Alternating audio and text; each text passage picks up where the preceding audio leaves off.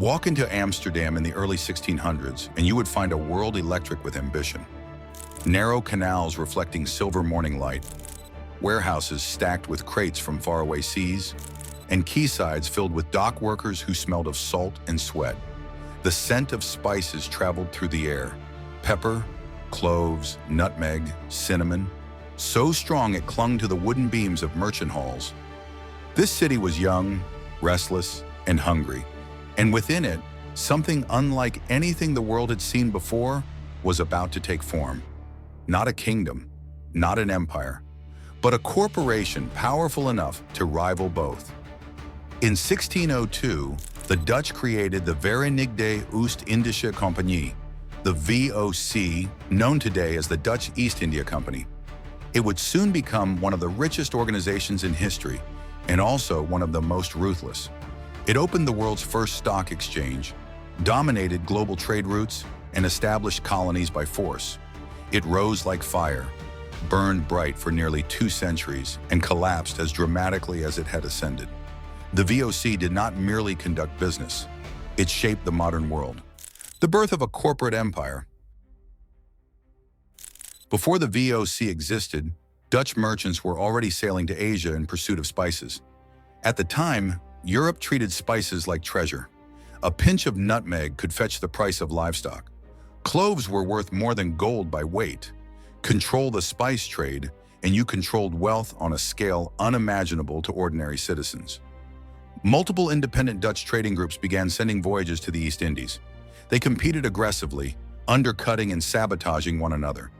Their ships fought for access to the same ports, the same markets, the same buyers. Instead of defeating Portuguese dominance, the Dutch were draining themselves through internal competition. The Dutch States General found a solution. Instead of letting merchants tear one another apart, they ordered them to merge into one large unified company. Every trader was now a shareholder in a single enterprise. Rival fleets became one fleet. Rival networks became one network. Instead of competition, the Dutch created consolidation. That fusion was the birth of something unprecedented, a corporation that was authorized to trade, to negotiate treaties, to occupy territory, and even to wage war.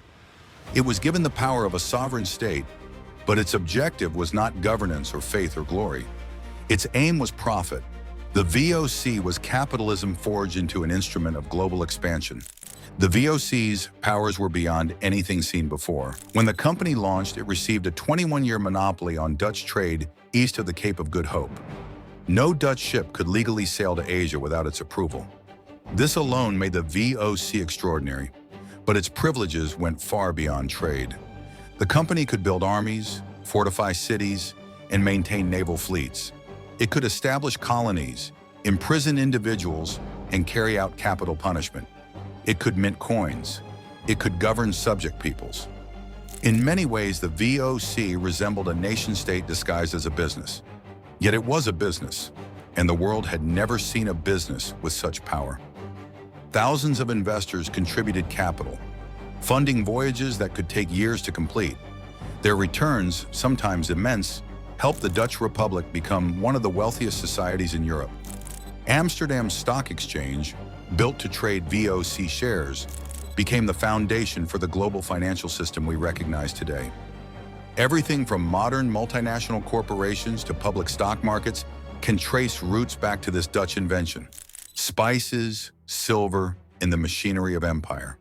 The company's most prized possessions were not gold mines or textile mills, but fragments of land scattered across the Indonesian archipelago, Banda, Ternate, Ambon, Batavia, places where nutmeg and cloves grew naturally.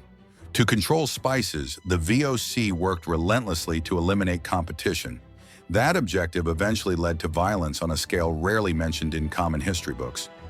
In Banda, the company enforced monopoly through military occupation and mass killings. Local populations were forcibly removed or killed when they resisted. Plantations were handed to Dutch planters, and enslaved labor was imported to keep production running. The price of nutmeg in Amsterdam remained high because the VOC made sure supply was restricted. This was corporate profit executed with the tools of empire. Ships carried silver from Japan, textiles from India, coffee from Java, porcelain from China. Dutch cities swelled with prosperity. Wealth-funded canals, universities, art and commerce. Painters like Rembrandt worked in the same century that merchant fleets ruled the oceans. Dutch Golden Age prosperity was inseparable from VOC trade. It was a time of innovation, science, exploration, violence and greed, interwoven so tightly that one could hardly separate triumph from tragedy. Life inside the VOC. To understand the company's scale, it helps to imagine what it meant to work for it. A young man might sign up as a sailor, hoping to earn money faster than he ever could at home. He would board a ship loaded with barrels of dried meat, stale beer, and gunpowder. From Europe to Asia, the voyage could take 8 months or more.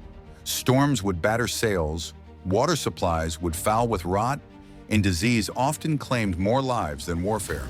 Scurvy alone killed thousands. Yet men continued to sign up because the reward was real. A sailor who survived multiple voyages could return home with wealth enough to buy land. A clerk in Batavia could rise to become a governor general, wielding authority over millions. Investors in Amsterdam could grow rich without ever leaving their homes. The VOC offered opportunity, but every coin had another side. Harsh discipline governed life at sea. Flogging was common. Mutiny was a constant fear. Ships disappeared in storms or were attacked by rival powers. The Indian Ocean carried not only cargo, but bones, cracks in the foundation. For more than a century, the VOC dominated Eastern trade, but over time the machine began to rust. Corruption became rampant. Company officials stationed overseas often engaged in private trade that undermined official profit. Costs increased as territories expanded. Competition from the British East India Company grew fiercer, and wars consumed resources. Asian markets evolved, and the VOC began to lose its advantage. Debts accumulated, dividends shrank. The company that once dazzled Europe with riches now struggled to keep itself afloat. By the late 1700s, the company was collapsing under its own weight. The Dutch government tried to rescue it, but corruption, mismanagement, and global change were too deeply rooted. In 1799, after nearly 200 years, the VOC was dissolved. Its assets passed to the Dutch state. Its ships rotted away or were sold. Its flags were lowered, its warehouses emptied. The company died, but its legacy did not. Why the VOC still matters. To study the VOC is to study the origins of the modern world. Today's multinational corporations operate in dozens of countries, hold more wealth than governments, influence lawmaking, control shipping routes, extract resources, and shape global markets. The VOC was not merely one of the first examples of such power. It was the blueprint. Its innovations live on through the stock markets, corporate governance, international trade networks, shareholder capitalism, the concept of a multinational enterprise. Its darker legacy also survives. Colonization, resource extraction, exploitation of labor, monopolistic control. These practices echo through centuries and still influence global structures today. The Dutch VOC was a lesson in both achievement and excess. It revealed humanity's capacity for innovation, courage, and bold enterprise. It also exposed greed, violence, and the harm that follows when profit goes unchecked by morality. The story of the VOC is not simply a chapter in history, it is a mirror. It reflects how far human ambition can rise and how deeply it can wound. It shows that wealth and power are transformative, but also dangerous when concentrated in the hands of the few. Through its voyages, the VOC connected continents, accelerated globalization, spread ideas, languages, goods, and systems of trade. Yet the same sails that carried spices also carried exploitation. The VOC was the future arriving too early. It taught the world how corporations could operate with the reach of empires. Its rise was spectacular, its rule influential, its fall inevitable. And even though it vanished centuries ago, the world it helped create remains all around us. Modern capitalism was born at sea, on ships flying the flag of a company that once ruled oceans. To understand the VOC is to understand the roots of global power. It is to recognize that history is not distant. It lives in every market, every port, every stock trade, every container ship cutting across the same waters Dutch galleons once crossed. The VOC is gone, but we are still living in its wake.